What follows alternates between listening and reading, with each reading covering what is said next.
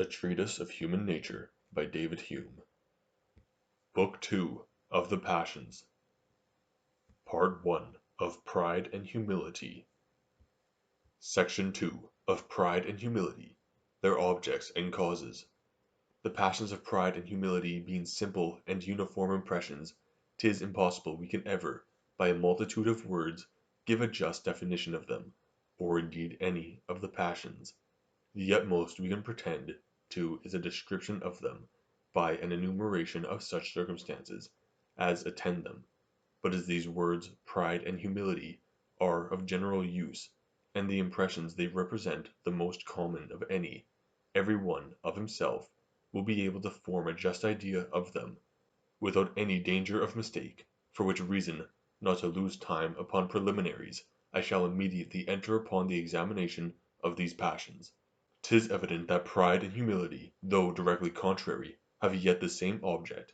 This object is self, or that succession of related ideas and impressions of which we have an intimate memory and consciousness.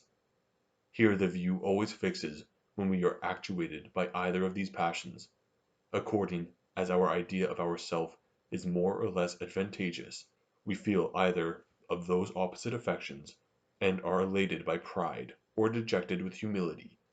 Whatever other objects may be comprehended by the mind, they are always considered with a view to ourselves, otherwise they would never be able either to excite these passions, or produce the smallest increase or diminution of them. When self enters not into the consideration, there is no room either for pride or humility.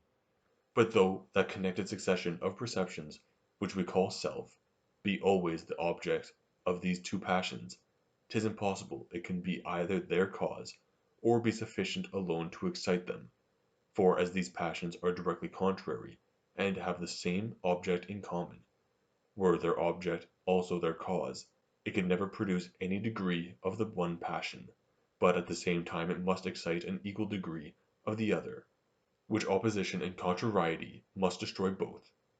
'Tis impossible a man can at the same time be both proud and humble, and where he has different reasons for these passions, as frequently happens, the passions either take place alternately, or if they encounter, the one annihilates the other as far as its strength goes, and the remainder only of that which is superior continues to operate upon the mind.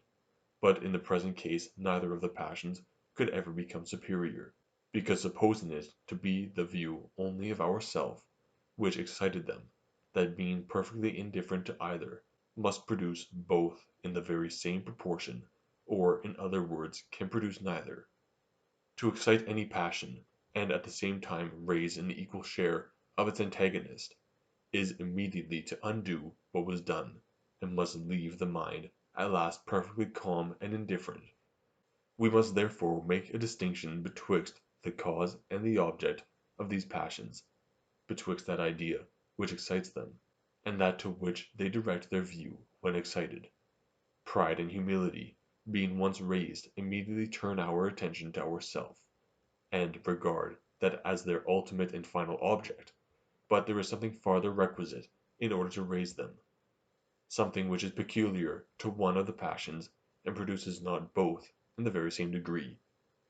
The first idea that is presented to the mind is that of the cause or productive principle. This excites the passion connected with it, and that passion when excited turns our view to another idea, which is that of self. Here then is a passion placed betwixt two ideas, of which the one produces it, and the other is produced by it. The first idea therefore represents the cause, the second the object of the passion. To begin with the causes of pride and humility, we may observe that their most obvious and remarkable property is the vast variety of subjects on which they may be placed. Every valuable quality of the mind, whether of the imagination, judgment, memory, or disposition, wit, of good sense, learning, courage, justice, integrity, all these are the causes of pride, and their opposites of humility. Nor are these passions confined to the mind, but extend their view to the body likewise. A man may be proud of his beauty, strength, agility, good mien, address in dancing, riding, fencing, and of his dexterity in any manual business or manufacture. But this is not all. The passion, looking farther, comprehend whatever objects are in the least allied or related to us. Our country, family, children, relations, riches, houses, gardens, horses, dogs, clothes, any of these may become a cause either of pride or of humility.